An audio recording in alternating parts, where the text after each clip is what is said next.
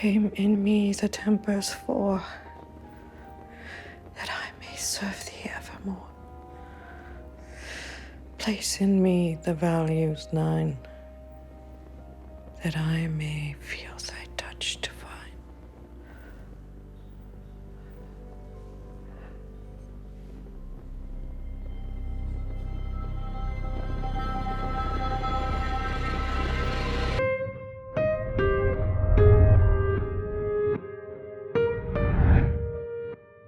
At night, Grainer calls Mrs. 𝐒𝐤𝐬𝐬 to inform her that the diagnostics team has successfully tracked the identity of the hacking console used to reintegrate Petey's chip. He tells her that the device can be traced back to Lumon itself, leading them to believe that the person responsible for the reintegration must have been Gabby, a surgeon who used to perform the severance procedure for Lumon. Grainer assures Mrs. 𝐒𝐤𝐬𝐬 that he will track Gabby down and find her. After the call, Mrs. 𝐒𝐤𝐬𝐬 sits in her house, in front of a shrine dedicated to 𝐒𝐩𝐢𝐬𝐬𝐬. She starts praying to him devoutly, seeking guidance and strength in this troubling situation. Meanwhile, Devon takes her newborn baby for a walk around the birthing center and runs into Gabby, who is even quieter than last time and seems to be completely unaware of Devon's identity, as if she's never met before. When Devon mentions that Gabby's newborn baby does look like a William, Gabby corrects her and says his name is actually Bradley. They are then approached by a smiling man who appears to be Gabby's husband. He quickly tells Gabby that it's time to go, leaving Devon utterly confused by the whole situation.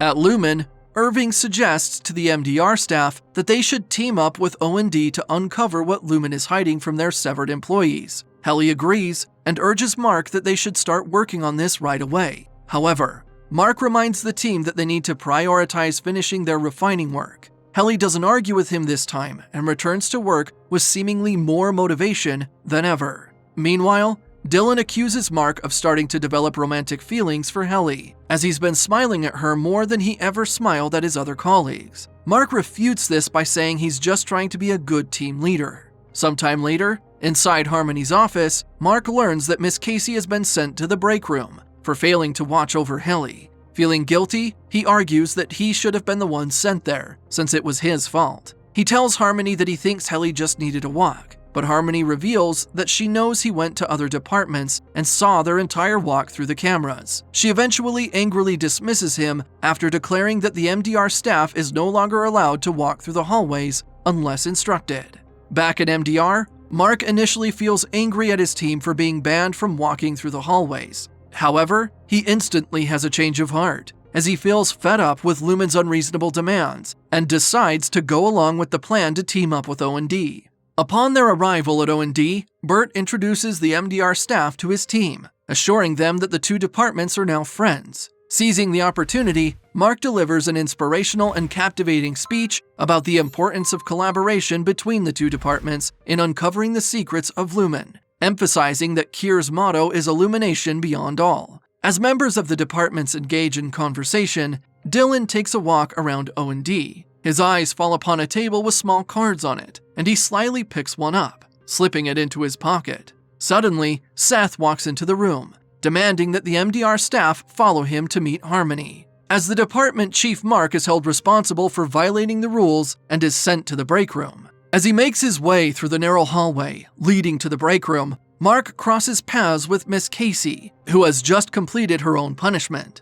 As they brush past each other, Mark offers a quiet apology, but she continues on her way without a word. Later, in the outside world, Mark's Audi goes on another date with Alexa, after apologizing for his behavior during their previous date. Mark has some red marks on his hand, suggesting that there might have been some physical punishment inside the break room. However, he is informed by Lumon that it was simply an accident while his innie was refilling the water cooler. Not wanting to embarrass himself again, Mark decides not to consume any alcohol during the date. The two have a pleasant and heartfelt conversation about Mark and his deceased wife Gemma. Although he's initially reluctant to talk about Gemma during their date, Alexa encourages him to do so, as it's healthy for him and she accepts that it's part of him.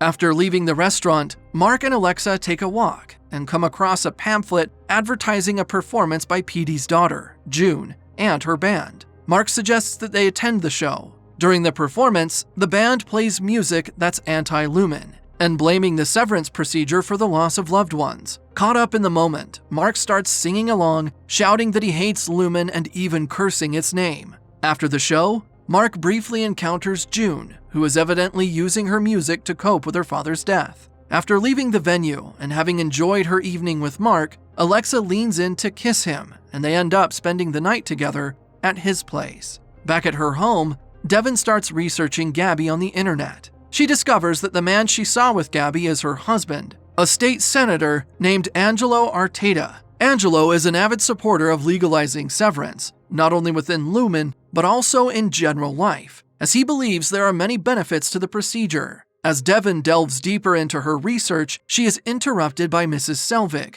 who was informed by Mark that his sister is looking for a nanny. Just then, Eleanor starts crying. However, Mrs. 𝐒𝐿𝐵g is easily able to calm her down by carrying her and humming a soothing tune, impressing both Devon and Rickon. All of a sudden, Dylan's 𝐒𝐞𝐚𝐬𝐸 awakens inside a clothing closet in the outside world. Seth is sitting in front of him, informing him that this is an emergency. He needs to know where Dylan hid the card he took from O&D. This is a critical situation, as the card could have passed the elevator's code detector and made its way to the outside world, putting Lumon's secrecy in jeopardy. Dylan tells Seth that the card is hidden in the restroom on the severed floor. Just then, a little boy bursts into the closet and runs into Dylan, calling him daddy and hugging him, causing the 𝐒𝐞𝐚𝐬𝐸 to be surprised to meet his son. Through a wireless device, Seth tells the operator at Lumon to shut down the 𝐒𝐞𝐚𝐬𝐸, switching Dylan to his Audi persona. In the middle of the night, Mark is then awakened by the gruesome memory of Petey's death, compelling him to dig up Petey's phone after having thrown it in the trash. As soon as he turns it on, a blocked number starts calling. Not knowing what to expect, Mark answers the call. On the other end of the line, a female voice asks who she is talking to. When Mark identifies himself as a friend of Petey's, she realizes it's him. She tells Mark to immediately meet her at the school where he used to teach before he started working at Lumon. Intrigued, he agrees to meet her there. Who are you?